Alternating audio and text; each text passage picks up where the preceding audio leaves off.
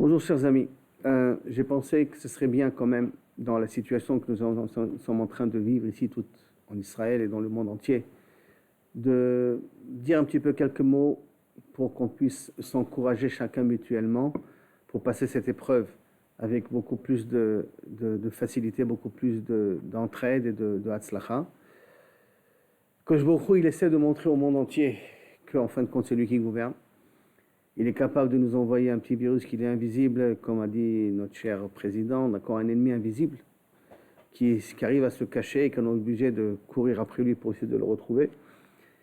Et donc, on est dans une situation où on combat l'invisible et on voit jusqu'à tel point que ce combat n'est pas évident, puisque on ne peut pas dire que c'est facile, si ce n'est déjà le fait de mettre les personnes en quarantaine, qui n'est pas une chose évidente.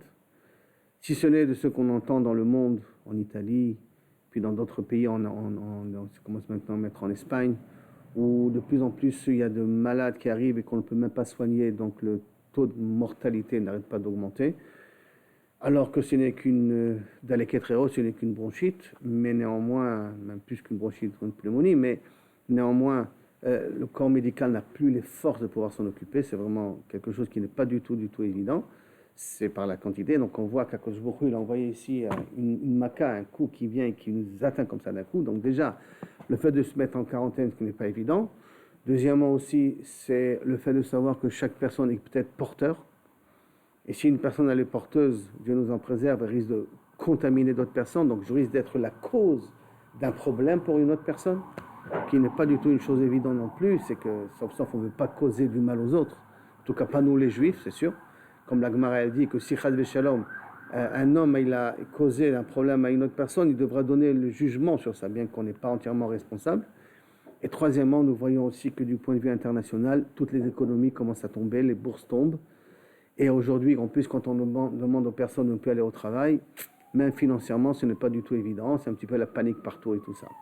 Alors, avec votre permission, comment un petit peu nous en tout cas dans le cadre de la communauté, et le peuple juif de façon générale, comment il peut essayer de voir ça avec un œil un peu plus positif, et qu'est-ce qu'on peut peut-être essayer de faire pour minimiser, on va dire les conséquences, et plus que minimiser, comment peut-être d'une certaine manière essayer d'arrêter, avec l'aide d'Akadosh Baruch Hu, qu'Akadosh Baruch Hu veut bien nous écouter pour arrêter un petit peu cette plaie-là. Alors, déjà, première chose, si on se rappelle un petit peu la Gemara dans Brachot, qu'elle a dit qui dit qu'à la fin des temps, avant la venue du Mashiach, donc il y aura la fameuse guerre Gog ou Magog. Cette guerre-là, on ne la comprend pas, parce qu'on ne sait pas exactement comment elle se réalisera, surtout qu'il y a certaines personnes qui veulent dire qu'elle s'est déjà réalisée la Deuxième Guerre mondiale, avec toute l'atrocité de la Deuxième Guerre mondiale. Mais c'est sûr qu'elle prendra une forme différente, en l'occurrence peut-être la forme de la Corona. Et dit la Gemara, d'une certaine manière, que pour pouvoir s'en sortir de cette Gog ou Magog, pouvoir se sauver de Gog ou Magog, il faut essayer d'avoir deux types de srouyot, deux types de mérites. Un premier mérite, si c'est possible, c'est ce qu'on appelle Esek Torah. Ça veut dire que si on peut essayer d'augmenter le nombre de temps qu'on peut donner à l'étude de la Torah, chacun avec son emploi du temps, qui peut être pendant qu'on attend le bus, qui peut être maintenant dans la situation d'aujourd'hui où on nous force à rester à la maison. Alors c'est vrai qu'on doit s'occuper des enfants, c'est vrai que ce n'est pas évident de rester comme ça à la maison, mais déjà, si on a plus de temps à soi-même, peut-être Akadosh Baruch Hu, ou peut-être les derniers décrets qu'Akadosh Baruch Hu il a fait, c'est pour qu'on apprend à potentialiser un petit peu plus notre temps, puisqu'on a plus de temps de libre, on n'a pas le prétexte travail, on est plus avec la maison, et donc essayer d'augmenter un petit peu le temps de l'étude, si ce serait un petit peu possible, d'augmenter la qualité de l'étude, si c'est possible aussi, d'accord ? Si ce n'est que sur Internet, en tout cas le fait, c'est s'investir un peu plus dans le ESSEC. ESSEC, c'est un investissement de notre part. Donc est-ce qu'on peut essayer de le faire ? Ça pourra beaucoup nous aider, puisque c'est une des cartes qu'on a pour Gog ou Magog. La deuxième carte, bien entendu, que nos maîtres nous enseignent, c'est Idabek Bemidotav chez Avraham Avinu. Essayons de ressembler à Avraham Avinu. Or, nous savons tous très bien que la mida de Avraham Avinu, c'est le Chesed. Et il y a marqué là-bas dans Tomer Dvorah.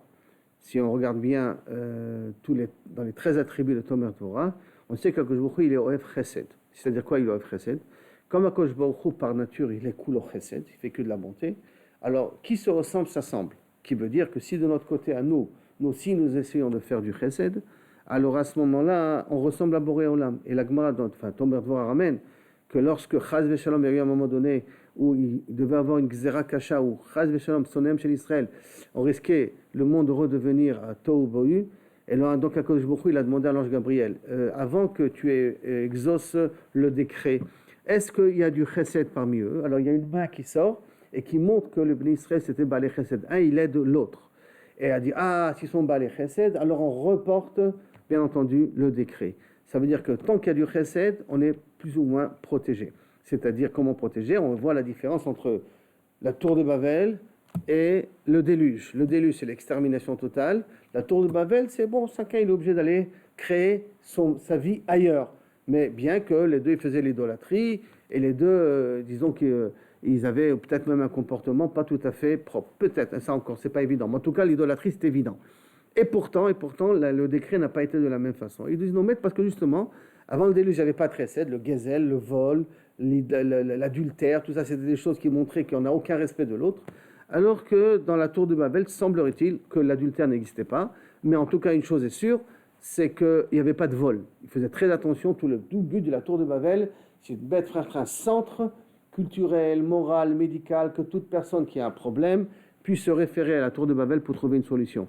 Et ça, Nimrod, il a compris qu'à travers le chesed, on peut bloquer le système et interdire le système à nous nuire.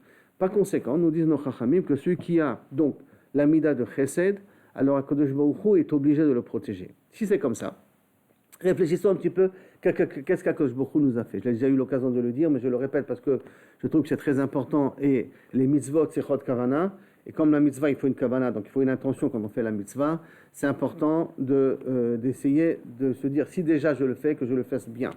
Déjà, le fait d'être en quarantaine, pour ceux qui malheureusement sont en quarantaine, que beaucoup leur donne le courage de pouvoir surmonter la quarantaine, mais le fait d'être en quarantaine, c'est du chesed en soi.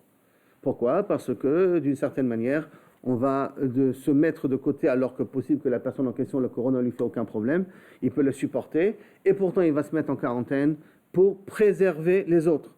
Donc je souffre pendant 2 semaines pour les autres. Déjà, ça c'est du chesed en soi, qui n'est pas dénigré, c'est quelque chose déjà de très très bien, et très important, même si nous a été imposé, même si le gouvernement nous l'impose, même si les lois nous l'imposent, mais le fait déjà de le faire, alors autant être mechaven, avoir cette kavana-là. Deuxièmement, quelqu'un qui est aujourd'hui, on va dire, pas forcément en quarantaine, mais presque en quarantaine forcée parce qu'il n'a pas de travail et qu'il doit rester un petit peu à la maison. Alors comme j'ai dit, il peut commencer sa soirée à étudier, mais aussi c'est le moment de faire un peu plus de chesed avec ses enfants, puisque les enfants ne sont pas à l'école.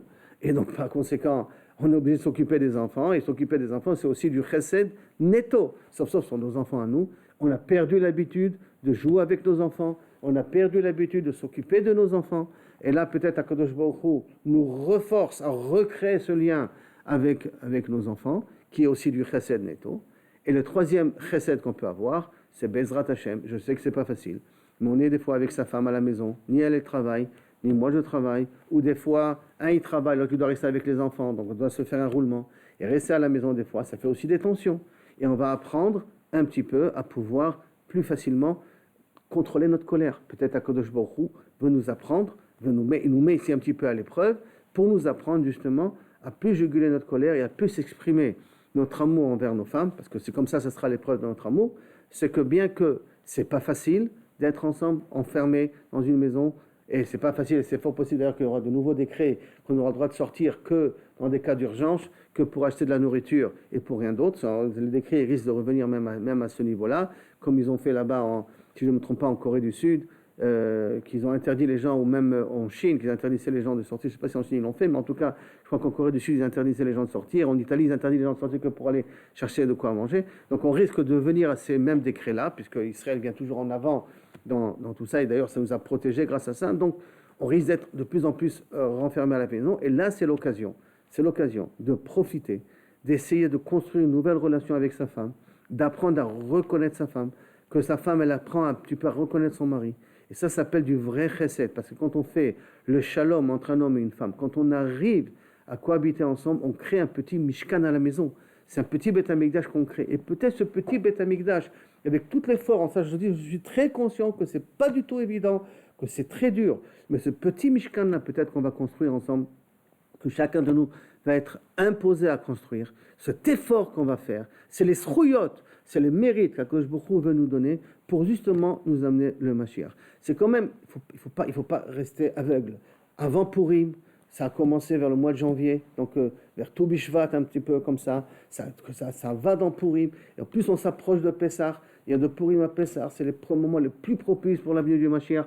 Qui sait à ce qu'on ne se trouve pas en haut d'un pic, où là, si on passe l'épreuve, la façon la plus facile possible, alors là, vraiment, Kadosh Baruch Hu nous amènera le Mashiach, avec, bien que je répète, c'est difficile au niveau personnel, c'est difficile au niveau social, c'est difficile au niveau financier, tous ces éléments-là qui mettent la personne dans un état un petit peu de déprime, et bien justement, c'est le moment de se dire et de se renforcer. En Yehush Ba'olam Klal, ne pas avoir peur, ne pas perdre confiance, de comprendre qu'Akadosh Baruch Hu, il est avec nous, qu'Akadosh Baruch Hu, il est en train de faire et qu'il fait ça toujours pour le bien, même s'il y a des moments de personnes qui souffrent. Il faut prier pour eux, il faut s'inquiéter pour eux, il faut continuer à se renforcer dans le chesed, se renforcer dans l'amour gratuit. Et là, entre l'homme et sa femme, là, vraiment, on peut mettre en valeur l'amour gratuit, où je fais, même si ma femme, malheureusement, elle a un petit peu dévié, je ferme les yeux là-dessus. Si moi j'ai dévié, ma femme, je ferme les yeux là-dessus. Si mes enfants me rendent un petit peu fou, je me calme et quand même j'apprends à les driver, à les occuper. Tout ce avat chinam qu'on nous met dans une situation pour essayer de l'avoir, faisons ensemble qu'on passe cette épreuve, be'atzlacha, comme ça on a le srouyot, bezrat Hashem, de pouvoir amener le Mashiach, et qu'il y a de grandes probabilités, on n'est pas prophète, il y a de grandes probabilités que Kaviachol le Mashiach est aux portes, il est censé se dévoiler. Comment? Je ne sais pas.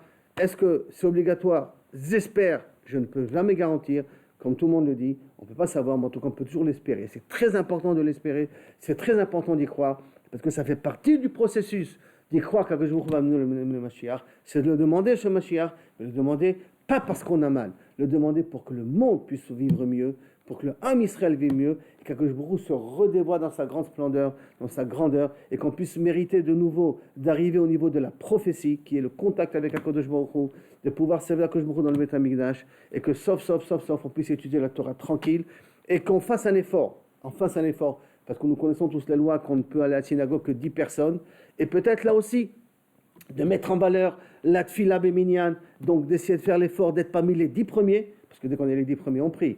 Tous les 10 autres sont obligés de prier dans un autre endroit. Donc peut-être aussi, pour mettre en valeur qui va être parmi les 10 premiers, qui va vouloir prier dans la synagogue et qui va prier dans un autre endroit, là aussi, Akadosh Baruch Hu essaie de nous mettre à cette épreuve-là. Et par tout ce travail-là qu'on nous a imposé, et qu'on le fait ensemble, et qu'on s'entraide ensemble de le faire, si ce n'est pas un coup de téléphone, si c'est pas une petite blague à côté pour rigoler, pour détendre l'atmosphère, si c'est par le fait, pas un petit mot d'encouragement, que chacun se donne mutuellement, alors Bezrat Hashem, qu'on passe tous ensemble cette épreuve Be'atzlacha Meruba, et qu'on fasse un grand Kiddush Hashem. Ça a déjà fait en Chine, on m'a dit que les Chinois ont été étonnés de les tfilotes qu'on a fait pour résoudre le problème de la corona, ils ont été très touchés par ça, et que Bezrat Hashem, Akadosh Baruch Hu voit tout cet effort qu'on fait, et surtout nous, la communauté française, qu'on peut, quand on fait les choses, qu'on peut les faire jusqu'au bout, et que Bisroudze, qu'on soit zoché de voir le Mashiach Tzidkenu, Bimera, Biamenu, Amen, Ken Yiratzon.